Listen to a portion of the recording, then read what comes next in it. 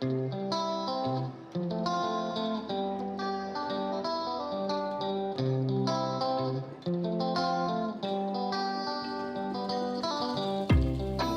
또 뵙습니다. 네, 안녕하세요. 네, 김신호 변호사입니다. 네, 반갑습니다. 최근 이제 전세 사기 뉴스 계속 끊임없이 나오고 있고, 그렇죠. 오늘 이제 두 가지 갖고 이야기를 하려고 해요. 네. 과연 집을 한 사람이 여러 개를 갖고 있는 게 맞느냐. 예, 예, 예. 뭐 사유재산 어쩌고저쩌고 재산권 얘기를 하지만 예, 주택은 사실 생존권에 예. 연결짓는 부분. 예. 또 한 가지는 최근 이제 전세 사기로 피해를 입은 분들에 대한 보호를 예. 하는데, 뭐 이것과 이것저것 해서 심사 보는 데까지 거의 한 70일에서 60일에서 75일 정도까지 걸린다라고 뉴스에서 나왔던 것 같아요. 그 두 가지를 갖고 한번 이야기를 해볼까 합니다. 우선 그 1인 1주택에 대해서 한번 좀 얘기를 해주시죠. 예, 그러니까 원래는 이제 그동안에 이제 많이 생각을 하던 분들 아닙니까? 누구나 인간으로서 존중을 받고 행복을 추구할 수 있는 권리가 있기 때문에 누구에게나 주택을 갖고 살아갈 수 있는 권리가 있는 것입니다. 이번에 특히나 전세 사기를 보면서 더나 안타까운 것은 자기의 생존권이 달려있는 전세 보증금을 다 날릴 수 있는 그런 상황이 벌어졌기 때문에 너무나 안타까운 상황입니다.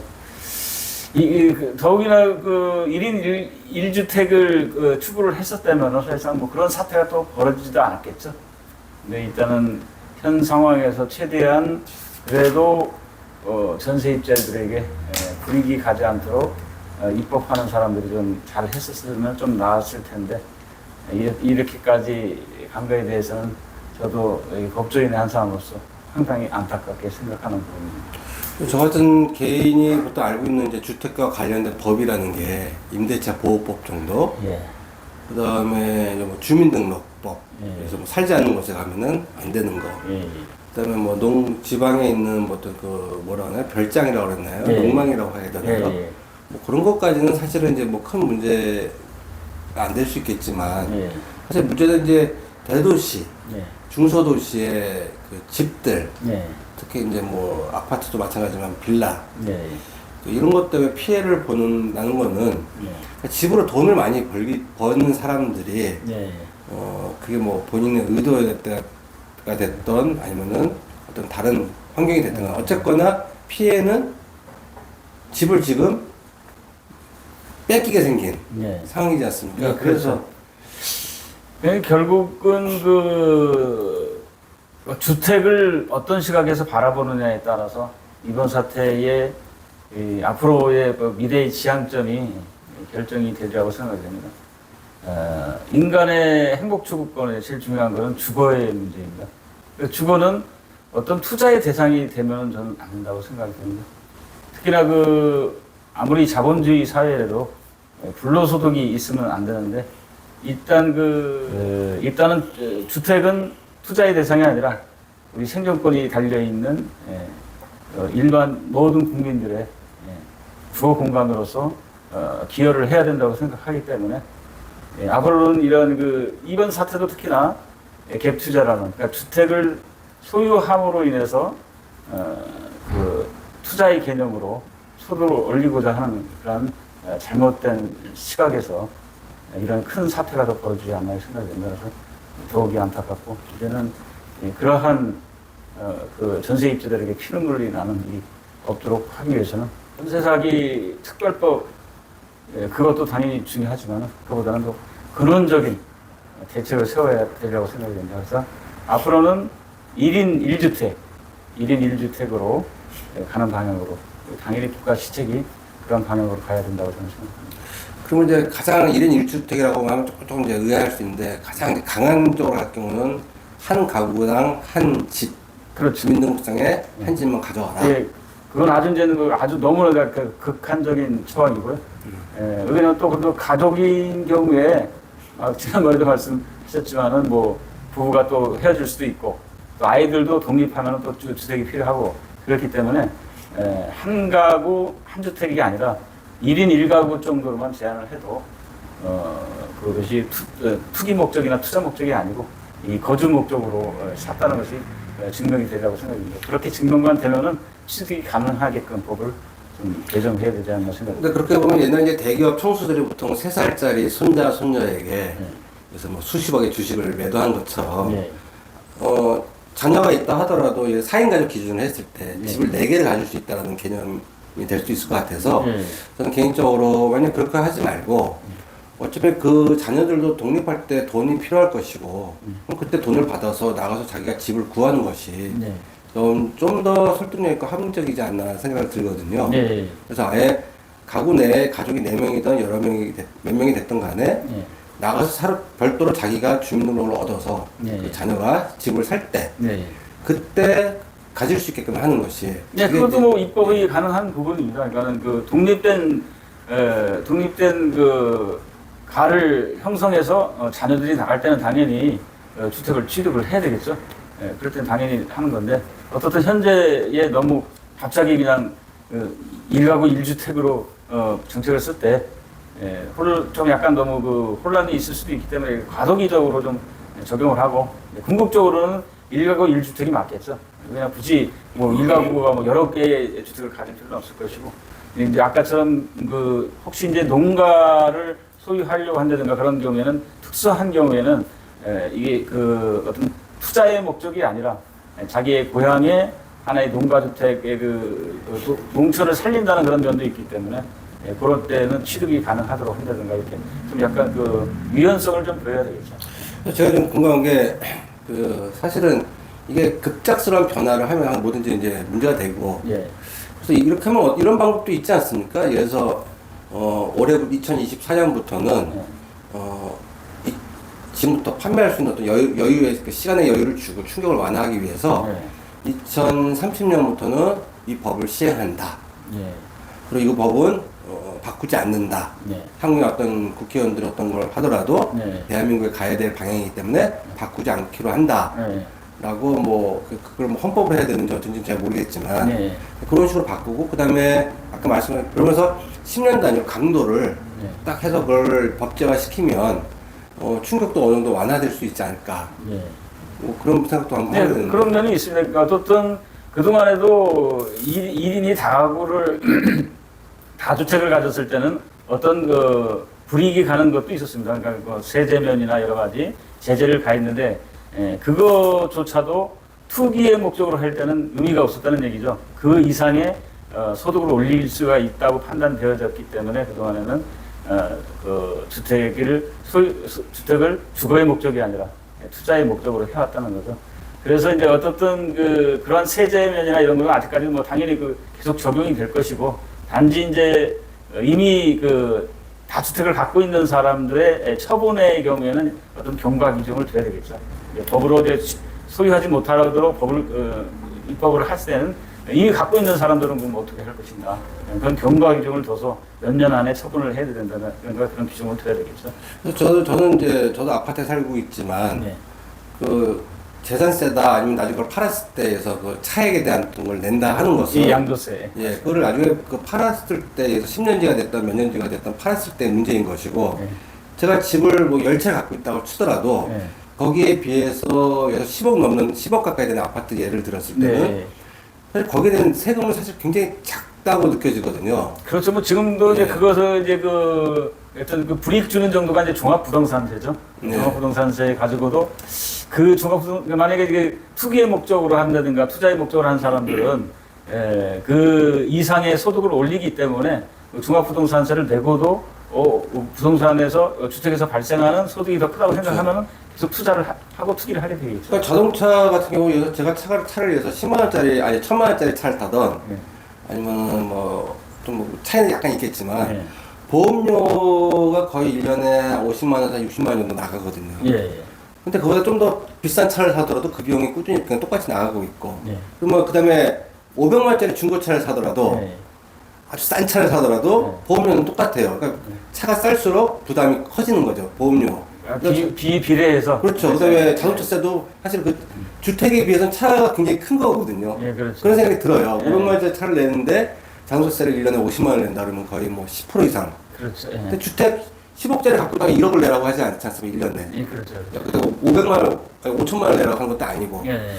그래도 아까 말씀하셨던 대로 그런 것들이 뭐 아주 그냥 어떤 이벤트성이 아닌가 막 올린다라고 하지만 실제로 그 어떤 환경을 개선한 거는 여태까지 데이터로 보더라도 그래서 네. 그 주택 문제가 해결됐느냐.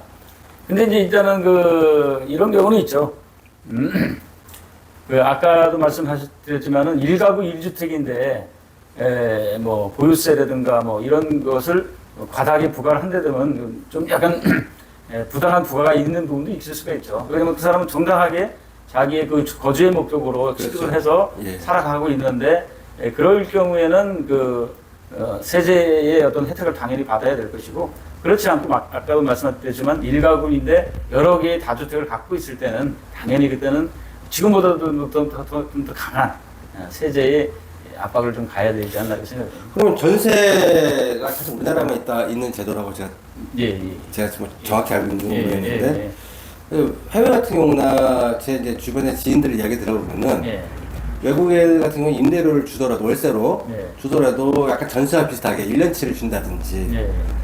그래갖고 뭐 한다든지 이제 예. 그런 방식을 취하는 경우는 많이 봤던 것 같아요. 예.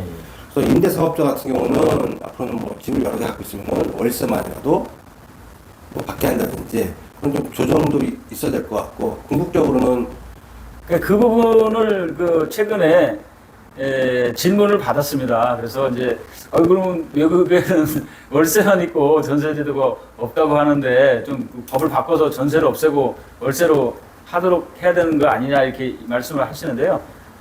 그거는 오히려 세입자의 입장에서는 불리한 제도입니다. 왜냐하면 그 세입자는 선택을 하면 되는 거예요. 왜냐하면 오히려 전세를 원하는 세입자도 있어요. 그냥 월세를 내기가 부담스러워서 나는 이 전세금으로 이 집에서 계속 살고 싶다. 그런데 이제 오히려 건물주는 난 세입자한테 좀 세를 받고 싶어, 월세를 받고 싶어 이런 경우도 있지 않습니까? 그러니까 그 법이 그 부분은 전세제도가 있다고 해서 불리한 게 아니고요. 결국은 이제 그 전세제도를 악용하는 사람들 때문에 문제가 되는 거고요. 그래서 외국의 대부분이 이제 외국은 그러니까 이미 더 먼저 앞서갔다는 얘기죠. 왜냐하면은 건물주는 어떻든 세를 받는 게 유리하다고 판단되어졌기 때문에 월세를 받는 것으로 선택을 해서 외국에는 이제 전세제도가 거의 없어지다시피 한 거죠. 우리나라는 아직까지도 그래도 어떻든 세입자가 선택을 할 수 있는 권리가 있는 거죠.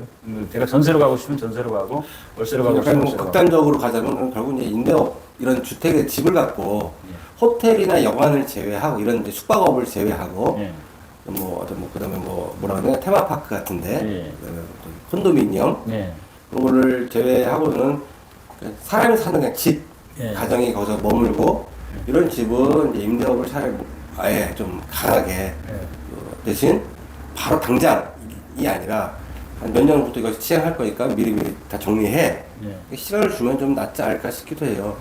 그런 사람들은 그 돈을 갖고 또 뭐 주식이 됐든 어디 됐든 이제 투자도 또 활성화되지 않을까 그렇죠. 싶은데 당연히 이제 정당하게 투자할 수 있는 곳에 투자를 하는 길을 열어줘야 되겠죠. 그럼 이제 이번에 이렇게 해서 이제 정리를 한번 해보도록 하고요. 두 번째는 최근에 뉴스에서 전세 사기 피해를 잡기 위해서 이제 판단하는 위원회도 만들고 국토부에 그다음에 이제 각 지자체에서는 그걸 이제 접수를 받고 근데 보통 기본적으로 60일 이상 걸리더라고요.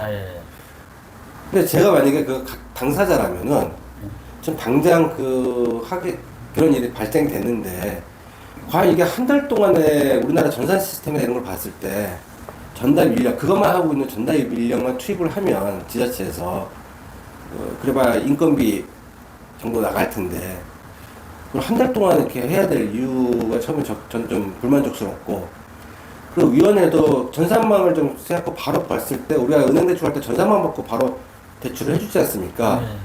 그렇게 해서 협조를 해서 부서 간의 어떤 시스템을 갖추면 이 사람은 이미 이렇게 임차인과 임대인이 이런 상황이구나 걸 파악을 할 수 있게끔만 데이터 딱 보여주면 충분히 저는 바로 그 자리에서 원스톱 갈 수 있는데 너무 좀 뭐랄까요 아니한 모습으로 저는 사실 비춰지거든요. 지금 다행히 이제 그동안에 이제 피해자의 범위를 어디까지 볼 것인가에 대해서 이제 입법을 가정해서 이제 많이 토론이 되고 좀 지연이 됐던 부분은 이제 범위를 어디까지 할 것인가에 의견 차이가 있었습니다. 그러니까 전세 사기라고 이제 통틀어서 얘기했지만 전세 사기와 그 밖에 갭 투자 피해자, 갭 투자 피해자를 꼭 전세 사기라고 표현하는 것은 이제 그 법률 전문가 입장에서는 약간 차이가 있는 것입니다. 그러니까 전세 사기는 사기인 것이고 갭 투자는 사기가 아닌데 갭 투자로 인해서 세입자가 피해를 본 경우, 그래서 그 후자를 과연 요번 그 보상 대상에서 좀 포함을 시켜야 될 것인가에 대해서 서로 의견이 이제 일치가 안 되다가 결국은 마지막에 법안에는 아마 그게 다 포함이 돼서 피해자로 다 갭 투자의 피해자도 피해자로 인정하는 걸로 아마 된 걸로 저는 알겠습니다. 정치하시는 분들이 어떤 생각을 갖고 하는지 모르겠지만 저 같은 일반적인 사람의 입장에서는 네. 그게 그 왜 과실치사가 있고 네. 계획대로 고의적으로 계획해서 했던 그렇죠. 결과는 사실은 누군가가 다치거나 네. 죽거나 하는 거지 않습니까? 운전도 마찬가지로 내가 누구를 치려고 네. 했을 때도 처벌을 받아야겠지만 네. 내가 운전이 어떤 여의치 않은 상황 때문에 사람을 다치게 해도 결국 피해자는 발생했다는 결과를 보고 네. 좀 해줘야 되지 않느냐. 네, 그래서 결국은 이제 갭 투자도 결국 피해자이기 때문에, 네. 그러니까 갭 투자가 어떻든 국가도 일단 그에 대한 책임이 있는 거잖아요. 제도를 잘못 운영하거나 이거 만들어졌기 때문에 갭 투자라는 피해자가 발생을 했다고 보여지기 때문에. 갭 투자는 그러면 전세가 없으면 사실 갭 투자를 할 수 없는 구조지 않습니까? 그렇죠. 예. 그러니까 예. 월세로 해가지고 갭 투자가 그렇게 쉽지 내가 돈을 않겠죠. 다 내고 집을 사야 되기 그렇죠. 때문에. 그렇죠. 예. 그럼 이런 갭 투자가 예를 들어 1인 1주 되게 되면 이제 불가해질 수 있는 그렇죠. 거잖아요. 예. 그죠? 거의 뭐 할 수가 없죠. 예, 그래서 전세 사기도 없어질 수 있고. 예. 그리고 그 아까 말씀드렸던 것처럼 이제 요지가 조금 벗어나긴 했는데 예. 그래서 그 60일을 걸린다는 게 이건 저도 예. 그거는 좀 더 간소화시키고 어떻든 그 피해자인지 아닌지를 그 판단하는 기간이 또 어떻게 기간이 되는지 모르겠지만 뭐 대출을 하는 거 이런 것 같은 경우는 어차피 결정하면 바로바로 좀 처리하면은 좀 기간 좀 단축할 수 있지 않나 생각이 듭니다. 그러니까 저는 제가 이제 한번 여쭤보고 싶었던 게 이런 생각을 했어요. 보통 집을 할 때 우리가 흔히 내 돈만 대고 하는 경우도 있죠. 은행을 대부분 이제 같이 해서 금융권에 그 시스템이 되어 있지 않습니까? 네. 그럼 집 주인도 그 금융에 분명히 관련이 돼 있을 것이고, 네. 그다음에 세입자도 관련이 돼 있을 것이고, 그럼 두 개, 그다음 등기소도 관련이 돼 있을 것이고. 그렇죠. 그럼 사실 그 데이터가 한 자리에서 내가 볼 수 있다라면은 네.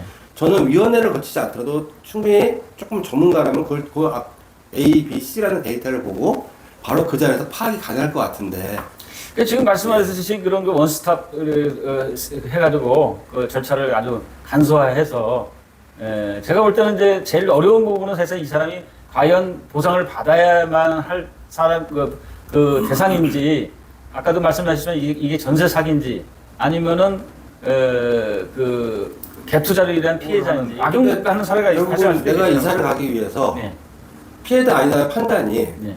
그게 그걸 갖고 어떤 이제 그 어떤 법의 또 법망을 피해서 네. 어떤 다른 장난을 칠 수 있을지 모르겠으나 아직까지는요. 네. 내가 예를 들어서 5천만 원짜리 전세를 얻었다가 네. 이사를 가고 싶어서 상대방이 저 임차인이 전세 사기인지 갭 투자인지는 네. 사실 저한테는 중요하지 않고 내가 5천만 원 낸 거를 달라는 거잖아요. 네. 나 이사하고 싶으니까. 네. 근데 그걸 지금 못 받고 있기 때문에 네. 나는 이제 지자체 가서 이렇게 얘기를 하는 것이고. 네. 근데 그거를 위해서 갭 투자이기 때문에 그걸 봐야 되고 좀 보상을 해줘야 된다. 네. 전세 사기 때문에 얼마큼 보상을 해줘야 된다가 네. 아니라 네. 나에게는 우선 5천만 원을 받도록 해주고 네. 거기다 청구를 그 전세 사기가 됐던 갭 투자자가 됐던 그 사람 원래 줘야 될 걸 못 준 거니까 네. 그렇게 주게끔 하면 안 될까요? 오늘 자동차 같은 건 내가 사고 나면 보험회사가 먼저 돈을 주고 피해자에게. 그러니까 그거는 예. 그 한쪽 면만 이제 피해자 쪽만 생각을 하는 거 의견이고요. 네. 예, 왜냐하면 그 돈이 결국 그 임대인으로부터 그 돈이 나오면 아무 상관이 없어요. 그냥 임대인으로부터 그 돈이 안 나오고 결국은 이 돈이 그것을 임대인이 책임을 못 지는 경우에는 결국은 국가의 임차인이 임차인한테 돈을 주는 돈을 국가에서 책임을 지는 그런 구조가 되기 때문에 국가에서 무조건 돈을 그 사람한테 줘야 된다 이렇게 생각하면 안 된다는 얘기죠. 이 사람이 확실하게 어떤 특별법에 그 적용이 되는 사람인 걸 확인하고 그러면 국가 예산을 마음대로 낭비하는 상황이 벌어질 수도 있기 때문에 이 사람들한테 구상을 하면 안 될까요? 임대인이 그 구상할 수 있을 능력이 있었으면 그러면 문제가 되지 않죠. 이 사건 그러면 자체가. 제가 그러면 그렇게 갖고 약간의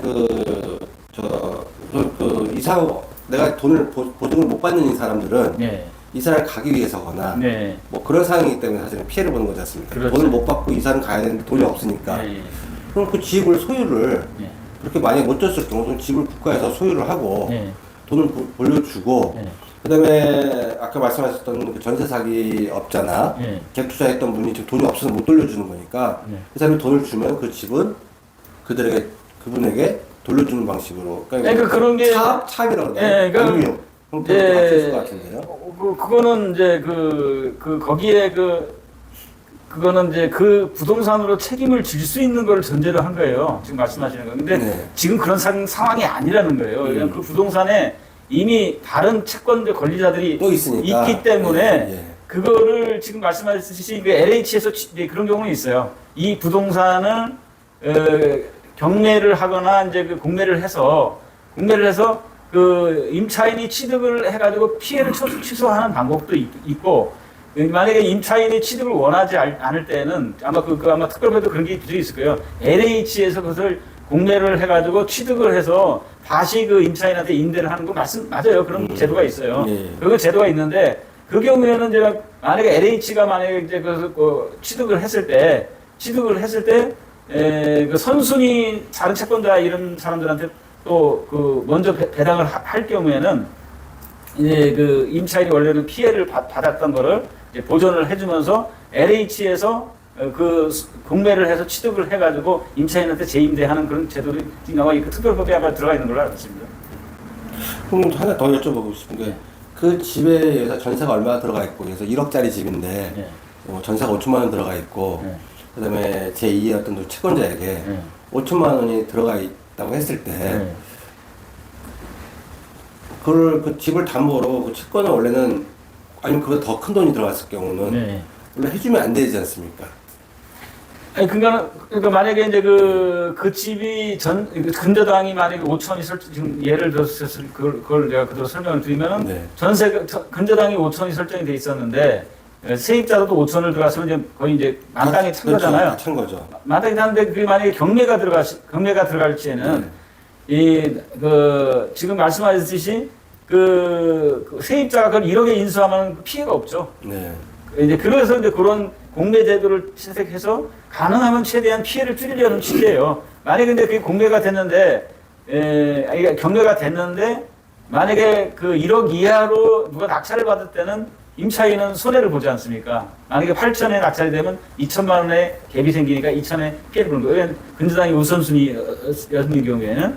그래서 그런 것을 임차인의 피해를 줄여주기 위해서 1억에 임차인 낙찰을 받거나 아니면 LH에서 1억에 낙찰을 받아서 뭐 이렇게 처리를 하는 방법이 있는 거죠. 그러면은 우선 조금 더 벗어나서 조금 더 한 발짝 나가서요. 네. 갭 투자가 없으려면은 사실은 전세 끼고 집을 사는 방식 때문에 생기는 거지 않습니까? 네. 저기 건물 임차인끼리 예. 그래서 집주인은 임차인이라고 그러죠. 임대인인가요? 임대인. 건물주는 임대인. 집주인이 임대인이죠. 예. 네. 임대인끼리 건물을 사는 걸 법으로 못하게 하면 전세가 있는 집은 그거는 현실성이 없습니다. 그렇지 않고 지금 이 전세 사기 이번 사태가 벌어진 그 원인 중에 하나가 또 새로운 그 요소가 있습니다. 뭐냐면은 건물을 취득하는 사람한테는 대출이 안 나올 경우도 있어요. 근데 전세금은 대출이 잘 된다는 얘기죠. 그래서 갭 투자가 발생하게 된 겁니다. 그러니까 꼭 그 전세가 됐기 때문에 그 갭 투자가 발생한 게 아니고 예. 그 부동산을 주택을 매각할 때는 대출이 안 되니까 전세 입자를 끼는 식의 형식이 돼버린 거예요. 전세 입자는 대출이 잘 되니까. 네. 전세 입자는 대출 내가 받는 게 아니고 임차인에게 대출 받아오게끔 그렇죠. 유도를 한 게 그렇죠. 되는 거네요. 건물을 처분하는 쪽에서는 그게 더 쉽고 만약에 그 건물 자체를 취득하는 사람들은 대출이 안 나오는 경우가 많단 말이에요. 그런 약점을 보완한 거예요. 그래서 그걸 전세이자를 띄고 사실 원점으로 돌아서 결국 이런 모든 근원은 집이 한 사람당 하나씩 있으면 벌어지지 않을 일에서 나오는 거고 같이 뭐 여러 채를 갖지 못하게끔 하면 되는 거고. 그럼 이제 마지막으로 하나만 더 질문 드리고 싶은 게 이게 무슨 하루 이틀 얘기가 아니잖아요, 사실은요. 최근에 한꺼번에 좀 본물터지 터져서 그랬던 거지. 저 어렸을 때도 이런 상황을 당했었던 분, 20, 30년 전에도 이런 상황에서 막 땅바닥에 주저앉고 통곡하셨던 분들을 봤던 기억이 나요. 그러면 대한민국 역사상 벌써 5선, 6선, 10선, 뭐 5선 이상, 20년 이상 뭐 국회의원을 했다라는 분들이 끝까지 매달려서 했으면 진작에 되지 않았을까라는 안타까움이 있거든요. 그러니까 주택임대차보호법이 지난번에도 그 강의 말씀을 드렸지만은 주택임대차보호법이 적용이 안 됐을 때는 전세금을 다 날리는 사례가 많았어요. 그러니까는 먹튀라고 그러죠. 그 건물주가 이제 그 몽땅 뭐 대출도 일으키고 그 세입자한테 전세금을 다 받고 먹튀를 해버리면 어디 가서 그 전세금을 회수할 수 있는 방법이 없었어요. 근데 그런 사태가 자꾸만 벌어지니까 주택임대차보호법을 만들어서 주택임대차보호법으로 그러니까 원래 법률적인 그 부분이 들어가는 건데 채권 원래 임차권은 채권이에요.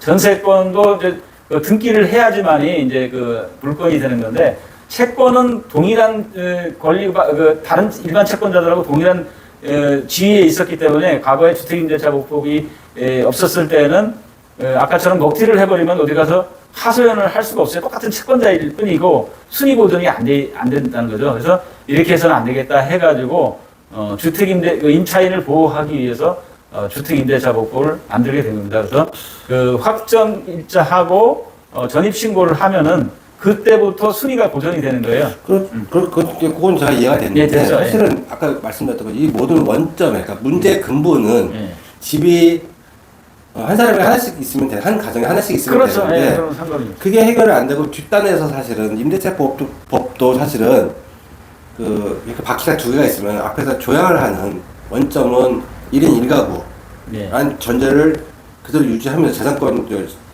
합치고 그다음에 자유시장 경제라는 토대 위에 뒷단에서 집을 잃은 피해자가 생기니까 생존권을 소극적으로 보호하기 위해서 자유시장 경제보다 생존권이 뒤로 가버리니까 사실 발생되는 일이 아닌가.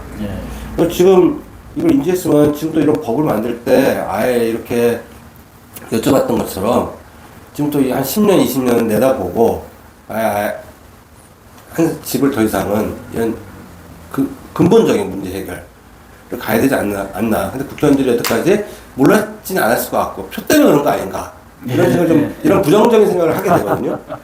집을 많이 갖고 있는 사람들을 앞으로 개선해야 될 부분이죠. 개선해야 되고 일단 주택은 어떻든 생존권의 그 가치를 거기다 부여를 해야지 어떤 투기나 투자의 개념으로 접근할 것은 그러면 제가 하나 더 여쭤보고 싶은 게 이런 어떤 뭔가 약간 이미지 아니면 뭔가 솔선수범 고위 관료 관직자나 그다음에 국회의원들 또는 어떤 뭐 일정 부분에 우리 사회적인 리더인 공무원들부터 지금 뭐 그분들도 보면 집에 두 채, 세 채 있는 분들이 많잖아요. 그렇죠.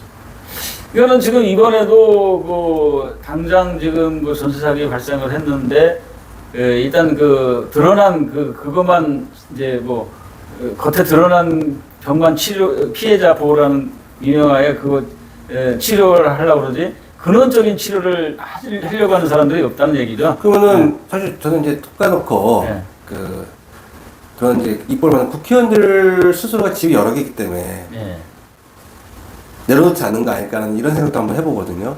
그렇겠죠. 국회의원들 중에서 여러 채 갖고 있는 분도 있을 수가 있죠. 그래서 그래갖고 이제 본인들은 아닌 것처럼 하면서 예를 들어서 이런 근본적인 문제 해결보다는 이런 피해자의 어떤 그런 저는 사실 이것도 어떻게 보면 코스프레가 아닌가. 근본은 이미 알고 있었는데 이런 문제점을 정말 직면하지 않고 회피하는 게 아닌가. 예.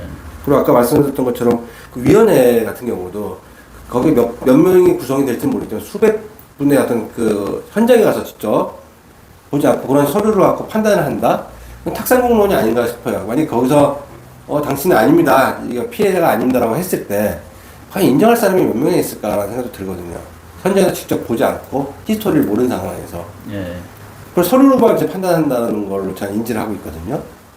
일단은 하여간에 사기가 되는지는 사실 사기라는 것을 판단하는 것 자체가 어렵습니다. 그러니까 일단 요번에 아마 그 피해자가 제일 많은 게 결국 방송에도 나왔지만 거의 50% 이상이 갭 투자로 인해서 발생한 피해자들이 많습니다. 그러니까 갭 투자라는 거는 결국은 전세금하고 매각대금이 동일한 경우가 많다는 얘기죠. 그런 사람들이 거의 50몇 프로 되기 때문에 그 사람들만 구제해도 상당한 사람들이 구제가 되고, 근데 단지 전세 사기를 당했는지에 대해서는 판단하기가 좀 어려운 부분이 있을 겁니다. 실무적입니다. 그래서 사실 뉴스를 보면서 되게 답답한 게 사기다 아니다가 중요한 게 아니고 피해가 지금 돼서 죽게 생겼는데 예. 그딴 말로 나앉게 생겼는데 그래서 답답한 거예요. 그거 아까 말씀드렸지만 예. 그 돈이 어차피 임대인한테 나온다면 당연히 무조건 줘야 되게끔 하면 되는 거죠. 근데 그 돈이 임대인한테 나오지 않고 결국은 그것이 임대인한테 안 나오면 국가의 돈으로 사용을 해서 이 보전이 된다는 것이죠. 그러니까 신중하게 집행해야 되는 부분도 있는 겁니다. 한편으로. 그 거대한 항공사나 항만사 같은 경우는 왜 부동산도 계획할 때 5천만 원까지 보증보험 비슷한 걸 보여줬던 걸로 제가 기억이 나요. 네. 잘못됐을 때 이만큼 변상하겠다라고 부동산 협회 같은 데서 이렇게 발행하는 보험 증권이 있는 걸로 봤는데 네.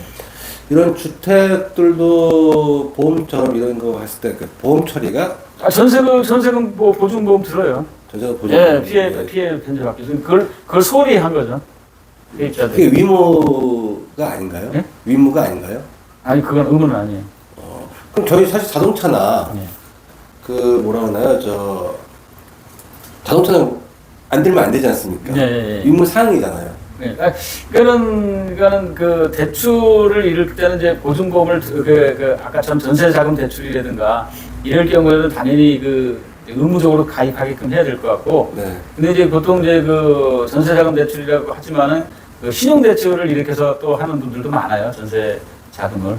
예, 그럴 경우에는 사실상 그 사람이 의무적으로 가입하게 할 수가 없는 것이고. 아니, 그러니까 전체 국민이 집이 있는 예. 가구당 그걸 의무적으로 하면 예.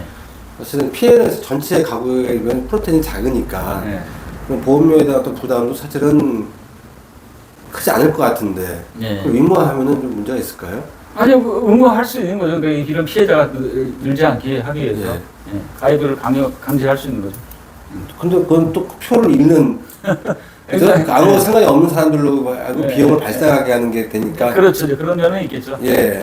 그러니까 그 제도가 없는 건 아닙니다. 그래서 그걸 활용을 해서 보증보험 제도를 활용을 해서 전세자금에 대해서 보증보험을 드는 경우도 있습니다.